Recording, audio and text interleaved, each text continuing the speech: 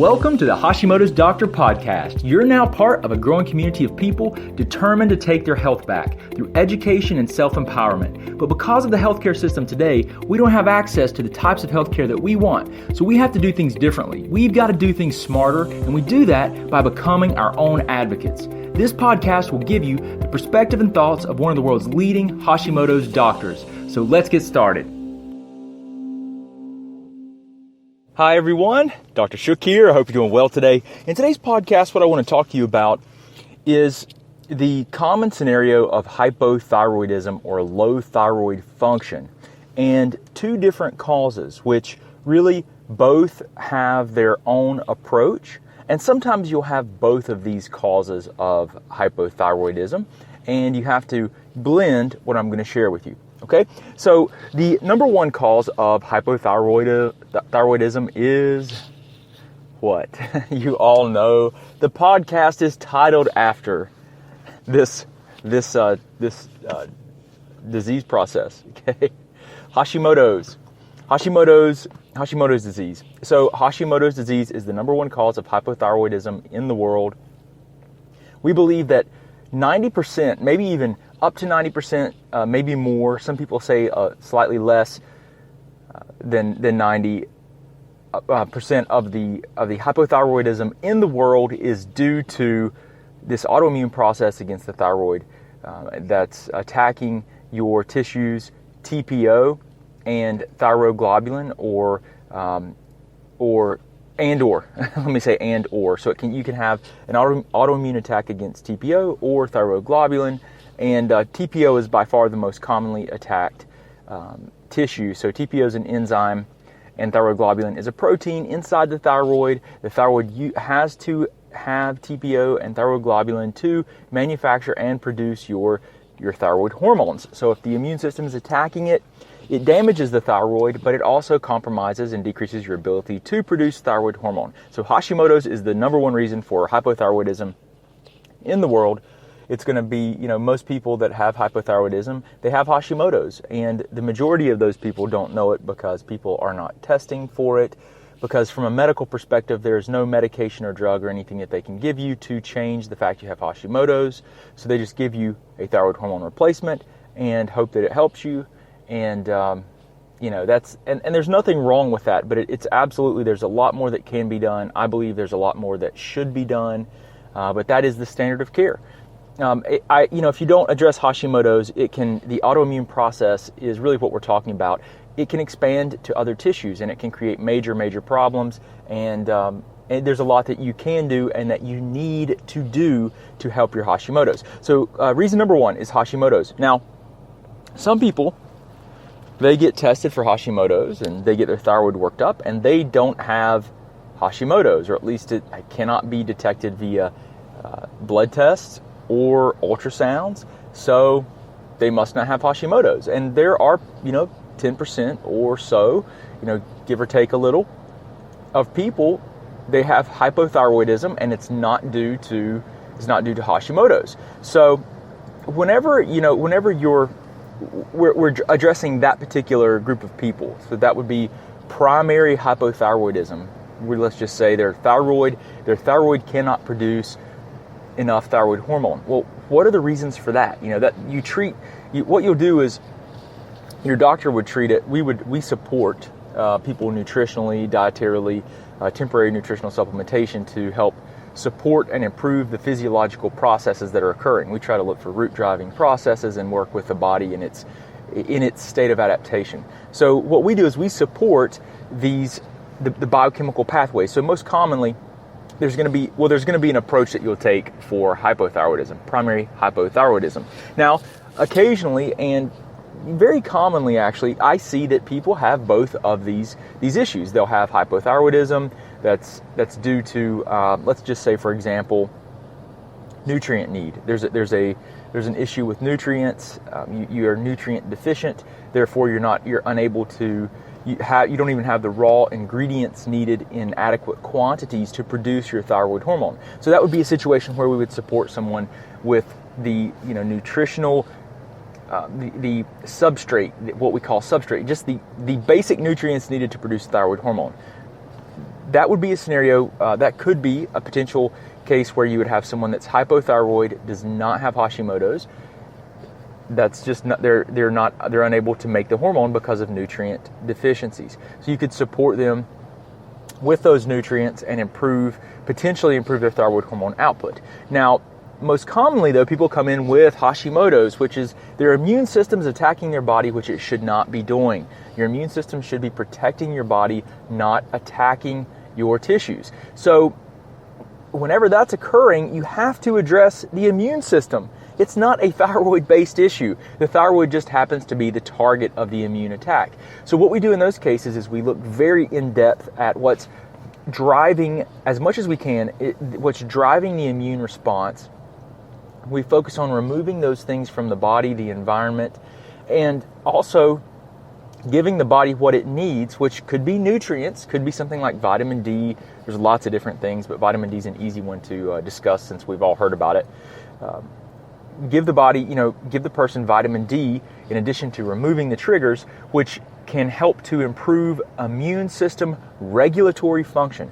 Vitamin D helps to produce regulatory T cells. They're part of their immune cells that obviously the immune system makes, that helps the immune system to produce the appropriate types of cells. Okay, so without being too technical, with Hashimoto's, you don't address the thyroid so much. I mean, it's an immune-based problem, so you address the immune system, which means detecting the problems, removing the problems, repairing the damage. That's the approach that I take in clinical practice. That's what I always recommend to people: detect, remove, repair. Detect the problems, remove the problems, work on repairing the damage done. Right? That's what you've got to do. And so with Hashimoto's, that's what you've got to do: detect what's driving the immune response, remove what's driving the immune response, repair the damage, support optimal immune system regulation.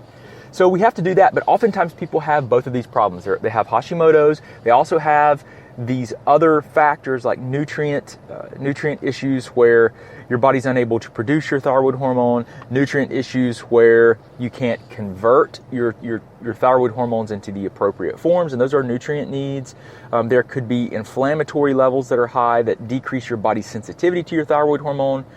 There are issues with cortisol, your sex hormones like testosterone and estrogen. They all have an impact on the transportation of your thyroid hormone through the body. So we've got to look at this other category of things as well, not just the autoimmune problem. Okay, so you've got to. Sometimes people will have one and not the other. They'll have all these they'll have thyroid-related problems without autoimmunity, and we see that. Like I said, probably 1 in 10 people or so that seek help in our office will be in that scenario.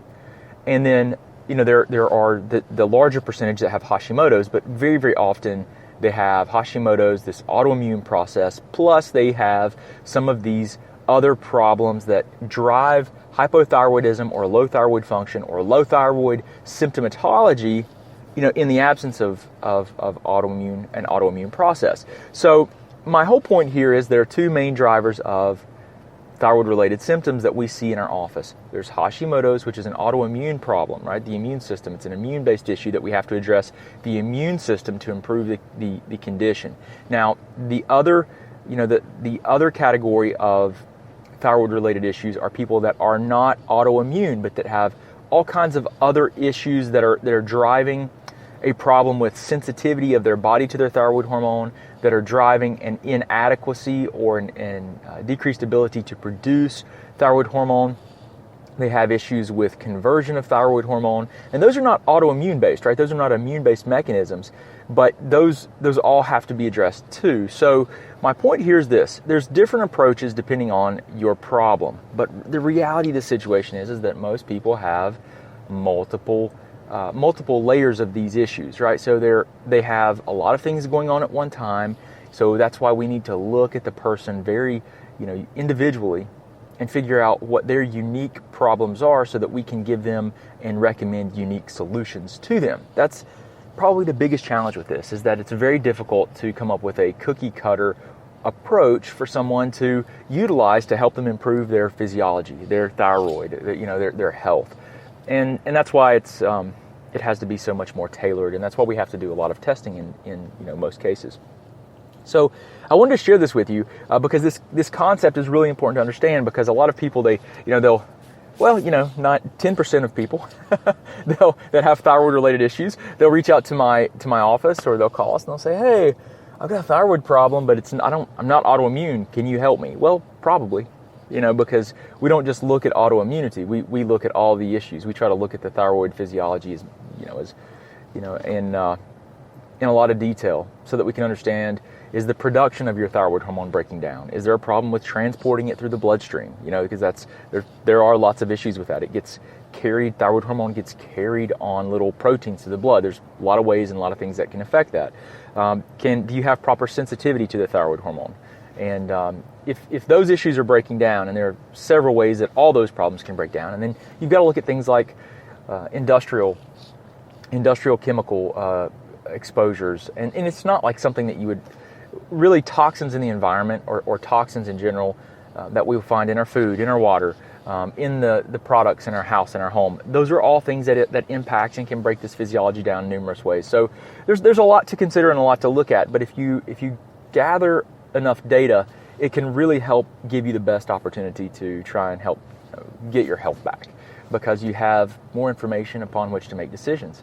It's not perfect. Nothing's perfect, but it's a great start, and we've seen some good results with that. But I just wanted to share with you guys two different major categories of issues that drive hypothyroidism. So there's an immune-based problem, Hashimoto's, and then there are all these other, what we would call, I will call like functional thyroid physiological breakdowns, and it can be nutrient deficiencies, transport issues, conversion problems with your thyroid hormone, sensitivity issues, lots of different problems that are in that category that can drive hypothyroidism and or hypothyroid symptoms. So what you have to do is, most people are going to have Hashimoto's, but most people have an immune-based problem and a lot of those issues, so you've got to look at it all together. But I wanted to share this with you because there are a lot of people that reach out to us and say, "Hey, you know what, I have hypothyroidism, but I don't think I have Hashimoto's." And there are quite a few people that don't have it, and they have other problems that are occurring that are creating their symptoms. So we've got to understand those things as good as we can and work together to try and improve it. But anyway, I appreciate you. I hope this helps you figure a little bit more out and be more empowered, be better educated on how to help yourself with your thyroid, give you new perspective, hopefully, and ultimately help give you some hope. So I appreciate you so much. I hope you have a wonderful day. If there's anything that we can do for you, if you have any questions, please don't hesitate to reach out to my office and let us know, and we will do our best to help. So I hope you have a wonderful day. Talk to you again soon. Thanks. Thanks so much for listening. We hope you enjoyed hanging out behind the scenes with Dr. Shook. You can also talk with and learn from Dr. Shook through Facebook Live on our Facebook page at the Office of Dr. Brad Shook. Don't forget, you can also get access to our videos, guidebooks, and thyroid programs at www.drbradshook.com. Oh yeah, and don't forget one more thing. We can change the world one person, one family, and one community at a time. Until next time, remember, today is your day, and no one will tell you who you are and what you can be.